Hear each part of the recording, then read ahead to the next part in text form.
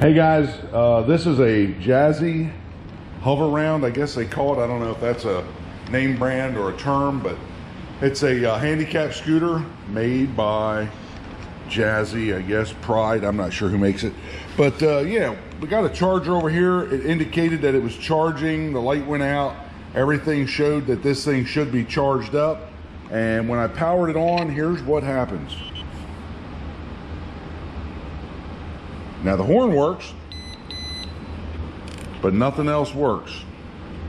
It is engaged, and then you can see that the light just blinked. There it is. And then when I turn it off, then the horn don't work. So I'm not sure what's going on. This could be a project that I'll throw on YouTube here and see if we can't figure something out on it.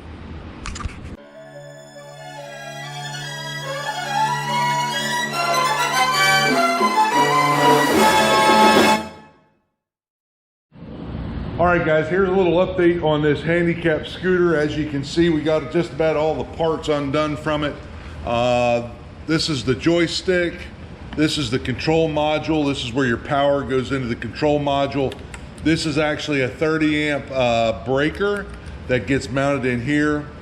And believe it or not, what I found was inside this little thing right here is a 50 amp quick burn fuse. So we're gonna go ahead and cut this shrink wrap off of here, and we'll take a look at what's inside there. Here we go. So we cut that shrink tubing off of there, and this is a 50 amp, what they call a quick burn fuse. And what we're gonna do is we're gonna set our multimeter to continuity. Move that over here so you can hear that. And if we go across it, there's no continuity. So that is a bad fuse. We're gonna run to the store, see if we can pick one of those up. I'm not sure if I'll be able to get that at an automotive store or if that is something that I have to go to a scooter store to pick up. But that's what we're doing right now. So we just got home from the automotive store, believe it or not, and we were able to pick up an exact replacement of what we got there. So now we're gonna just put this new one in line and check it, see if it works. Well, here's my next problem that I have. The medium-sized shrink tube that I have will not fit over this. And the next size up, well, yeah, that'll fit over it. Hell, that'll fit over everything. So I'm not sure if I want to use this great big stuff or not. But let's see what we can come up with. So there is the factory shrink wrap. And here is my shrink wrap. So the protection is there, just not quite as tight. I took that big piece of tubing and shrunk it down, and then took some smaller tubing and put on the ends and shrunk that down.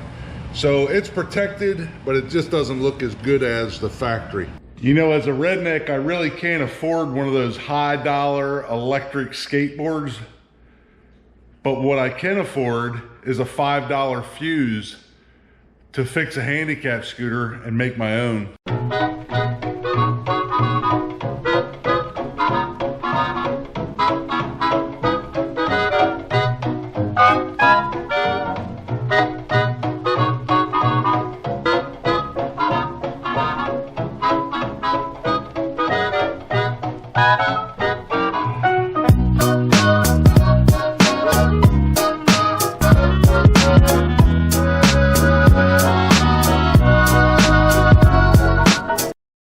Well, if you guys didn't figure it out already, yeah, we got this thing running. I'm just gonna cover up the terminals, and we're gonna put the seat back on it.